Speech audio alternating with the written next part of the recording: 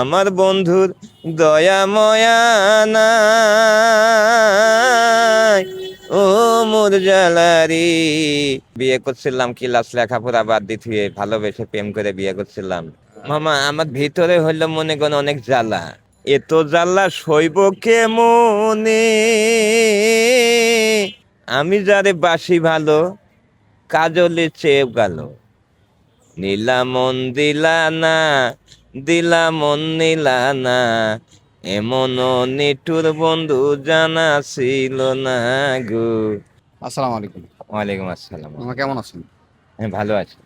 এই যে হাতে আপনার বাঁশি দেখছি, হ্যাঁ। একটু বাঁশি বাজানো একটু আমাদেরকে শোনাবেন? একটু শুনতে যাচ্ছিলাম। হ্যাঁ, শুনবেন? হ্যাঁ। ঠিক আছে।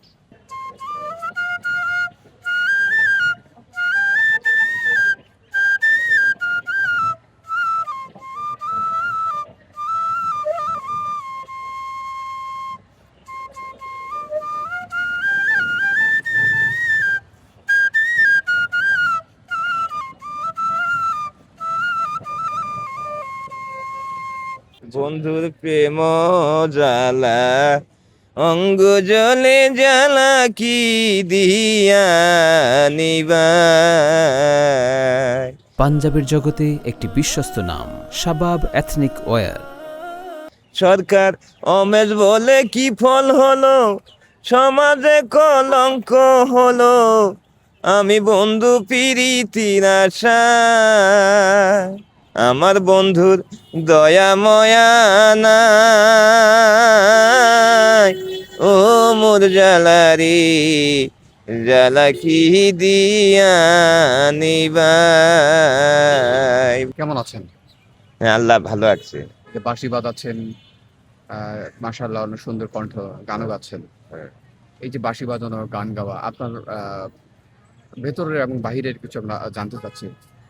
মামা আমার ভিতরে হইলো মনে করেন অনেক জ্বালা, ঘরের জ্বালা আরো আছে, বাইরের জ্বালা আরো আছে, ভিতরের জ্বালা। এত জ্বালা সইব কেমনে,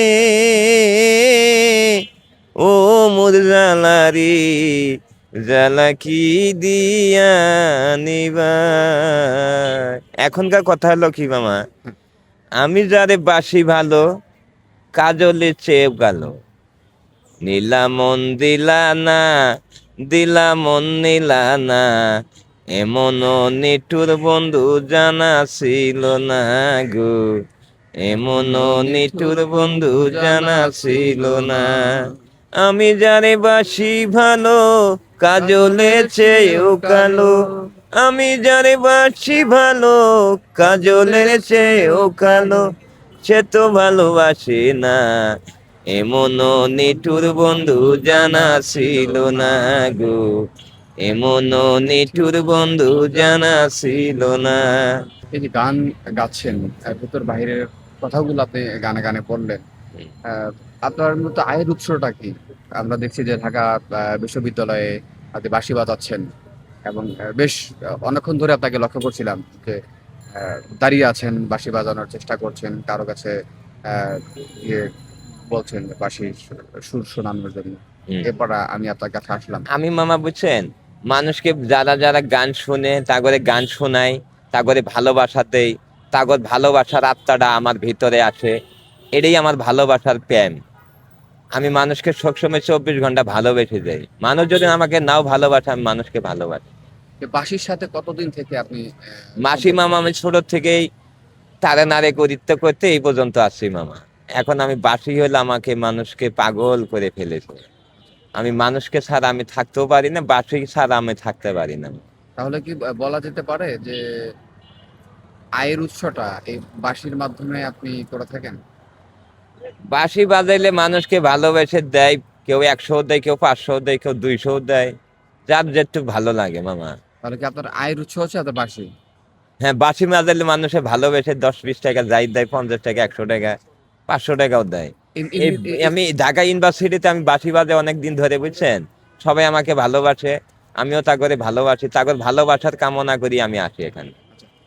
বাঁশি বাদে আপনার আর আর কোনো আপনার ইনকাম সোর্স আছে বা এটা আমি বাদে মামার আর কি করেন? এই বাঁশিও বাজাই, রিক্সাও চালাই, আমার রিক্সাও আছে। যদি আমার যখন ভাল লাগে তখন বাঁশি বাজায়, আর যখন ভাল লাগে না তখন রিক্সা চালাই। তারা হচ্ছে আপনার ভালো লাগার জন্যই মূলত বাঁশিটা হ্যাঁ, বাজান। হ্যাঁ। আচ্ছা, যখন আমার মন খারাপ থাকে তখন রিক্সা চালানি বাদ দিতে তখন বাঁশি বাজাই। এই যে বলছেন যে রিক্সা এবং বাঁশি দুটাই আপনার এক প্রতিভা। হ্যাঁ, অনেকে এটা আমার ইজিক, বুঝছেন? রিজিক। বাঁশি যাওয়া গেলেও ইজিক আসবে, রিক্সা চালালেও ইজিক আসবে। আমি কর্মরে কোনোদিন ফাঁকি দেই না। আমার কথা হলো কি, আমার ব্যবসার লাইন একটা না একটা ধরে থাকতেই হবে। থাকতে হবে। আমি হলাম শিল্পীপতি মানুষ। আমি মনে করেন আমার শিক্ষিত লেখাপড়া একটু অল্প জানলো, কিন্তু আমার আধ্যাত্মিক লাইনের জ্ঞানে আমি আমি কথাবার্তা বলি, বুঝছেন?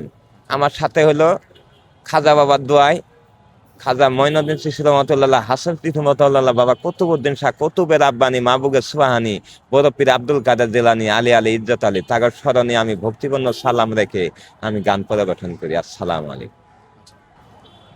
শেষ প্রশ্ন আপনার কাছে রাখবো, আপনি ছোট্ট করে একটা উত্তর দেবেন। হ্যাঁ। আপনার পরিবার কে কে আছে? আমার পরিবার মামা, আমার ছোট থেকে বিয়ে করছিলাম, ক্লাস লেখাপড়া বাদ দিয়ে ভালোবেসে প্রেম করে বিয়ে করছিলাম। আল্লাহর মাল, 3টা ছেলে আমার আছে। ছেলে 3টা তো অনেক, একটা মদলানা লাইনে পড়তে আছে মাদ্রাসায়, আর একটা মনে করেন যে এমনি কাজ কাম করে, আর একটা ছোট। আচ্ছা, এই যে বলছিলেন যে প্রেম করে বিয়ে করেন, হ্যাঁ। আহ, এটা কি প্রেমটা কিভাবে হয়েছে একটু বলবেন? মানে তোমাকে আমি বলি, আমি যখন একটা মেয়েকে দেখছি, সে আমার দিকে তাকিয়ে রয়েছে, তা আমি ওনাকে ছাড়া আর আমি বাঁচতেই পারি না। তখন আমি বললাম যে তুমি কি আমাকে ভালোবাসো? এটা সে, কি আপনি আপনি আগে বলেছিলেন না সে আগে বলেছিল? না, আমি বলেছি।